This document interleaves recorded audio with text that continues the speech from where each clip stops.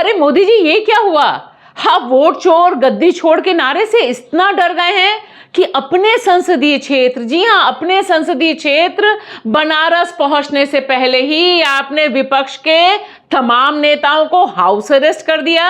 यह जो दो तस्वीरें दिखाई दे रही हैं, यह अपने आप में बहुत कुछ कह रही हैं मोदी जी। और वैसे तो आप बनारस गंगा मैया के बुलाने पर ही गए थे, फिर क्या जरूरत पड़ी कि कांग्रेस के उत्तर प्रदेश अध्यक्ष अजय राय को लखनऊ में ही हाउस अरेस्ट कर लिया गया, क्योंकि उन्होंने ऐलान कर दिया था कि वे आपका विरोध करेंगे बनारस की धरती पर। यह हाउस अरेस्ट खेल तो कुछ नाजायज जैसा लगता है मोदी जी।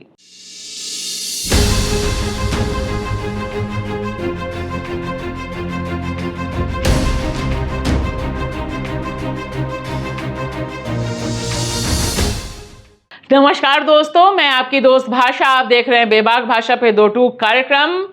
एक सीधा सा सवाल है कि मोदी जी, अगर गंगा मैया के बुलावे पे जहां से वे सांसद बने बनारस आ रहे हैं, मॉरिशस के प्रधानमंत्री के साथ आ रहे हैं, तब फिर इतना डर क्यों? जिस तरह का उनका 3 किलोमीटर का लंबा शानदार काफिला चला, उसमें क्या उन्हें डर था कि गया में जिस तरह से लोगों ने काले झंडे और वोट चोर गद्दी छोड़ का नारा लगा दिया था, ऐसा ही कुछ बनारस में हो सकता है? और इसीलिए अजय राय को यह वीडियो अल सुबह डालना पड़ा और बताना पड़ा कि उन्हें लखनऊ में किस तरह से हाउस अरेस्ट किया गया।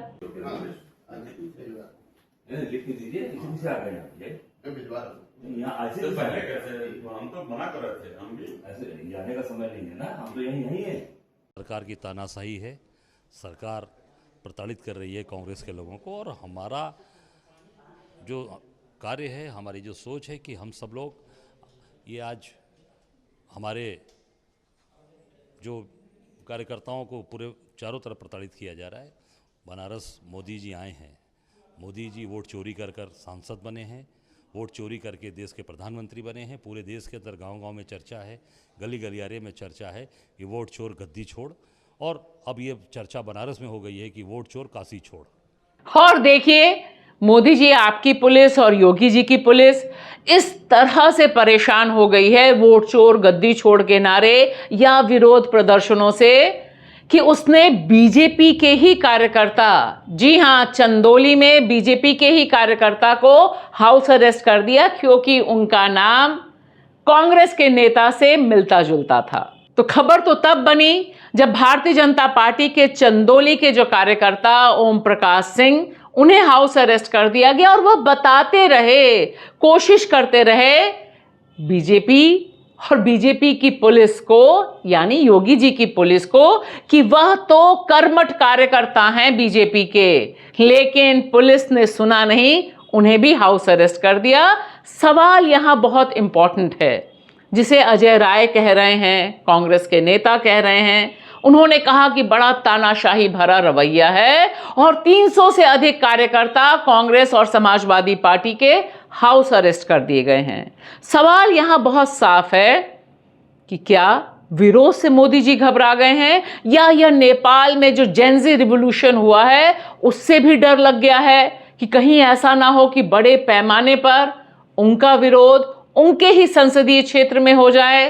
कुछ तो रहा होगा, तभी इस बड़े पैमाने पर हाउस अरेस्ट खेल खेला गया। गंगा की आरती का आनंद हो या फिर काशी विश्वनाथ का दर्शन, यह सब तो मोदी जी बिल्कुल ठीक है, ट्रिप के हिसाब से है। बस इसमें हाउस अरेस्ट की जो खबरें हैं वह आपके इस जलवे में बता रही हैं कि डेमोक्रेटिक स्पेस कम हो रहा है। वरना देखिए, जिस तरह से हाउस अरेस्ट का खेल पूरे देश भर में और खास तौर से आपका जहां असली शासन है जम्मू कश्मीर में, वहां पर खेला गया, वहां पर आम आदमी पार्टी के विधायक महराज मलिक को पीएसए यानी पब्लिक सेफ्टी एक्ट के तहत गिरफ्तार किया गया। उसके खिलाफ आम आदमी पार्टी ने वहां प्रेस कॉन्फ्रेंस ऑर्गेनाइज की। जम्मू कश्मीर में श्रीनगर में राज्यसभा सांसद संजय सिंह वहां पहुंचे, और वहां पर प्रेस कॉन्फ्रेंस करने जब जा रहे हैं, तब पता चलता है कि वे हाउस अरेस्ट हैं। और इस तरह के वीडियो वहां पर भी हमें देखने को मिलते हैं। आप इस वक्त देख सकते हैं हालत की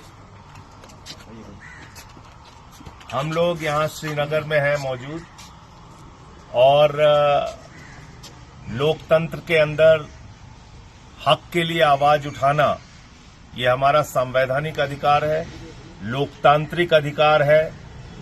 और आज महराज मलिक के गिरफ्तारी के खिलाफ आंदोलन था, प्रेस कॉन्फ्रेंस थी, लेकिन तानाशाही का आलम यह है कि आप देख सकते हैं कि गेट पे पुलिस लगी हुई है, पूरा इसको छावनी बना के रखा हुआ है। किसी को बाहर जाने की इजाजत नहीं है, प्रेस कॉन्फ्रेंस करने की इजाजत नहीं है, किसी को भी बताने को भी तैयार नहीं है कि किस वजह से रोका गया है, क्यों यहां पे रोका गया है। मुझे, इमरान हुसैन जो यहां के प्रभारी हैं, हमारे पूर्व मंत्री हैं, एमएलए हैं, तो ये एक आप देख सकते हैं कि किस प्रकार की तानाशाही चल रही है कि प्रशासन ये तक बताने के लिए तैयार नहीं है कि क्यों, किस वजह से हमें रोका गया है।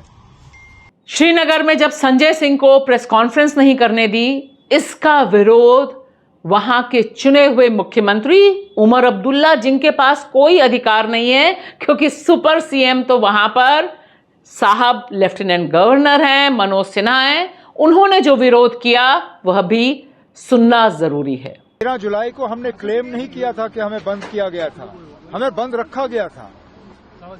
हमने 14 जुलाई को क्लेम नहीं किया था कि हमारे साथ हाथापाई हुई, धक्के मारे गए। ये हकीकत है, और आज भी हकीकत है, संजय सिंह साहब को बंद रखा गया है। किस वजह, ये वही लोग बता सकते हैं जो इस फैसले के पीछे हैं। बार बार जो है इसी तरह की हरकतें की जा रही हैं। विरोध से तो डर लगता ही है। बस एक नेता प्रतिपक्ष कांग्रेस के सांसद राहुल गांधी जब रायबरेली पहुंचते हैं और वहां भारतीय जनता पार्टी के मंत्री दिनेश उनका विरोध करते हैं अपनी पूरी की पूरी ब्रिगेड के साथ, तब यह एक डेमोक्रेटिक स्पेस होता है। और इससे पहले भी हमने देखा कि जब वोटर अधिकार यात्रा बिहार में चल रही थी, वहां पर भी भारतीय जनता पार्टी का झंडा लेकर बहुत से लोग पहुंचे थे विरोध करने। उसका क्या जवाब दिया था राहुल गांधी ने? उन्हें बुलाकर बात करने की कोशिश की थी, और इससे एक दूसरे ढंग की तस्वीर बनी थी मोदी जी। मुझे लगता है कि ये हाउस अरेस्ट वाला खेल कुछ जमता नहीं है इंडियन पॉलिटिक्स में, क्योंकि सबके दिमाग में ये हो गया है कि आपको डर हो गया है, और शायद इसीलिए जो विपक्ष है वो और ज्यादा वोट चोर गद्दी छोड़ का नारा लगा रहा है। शुक्रिया।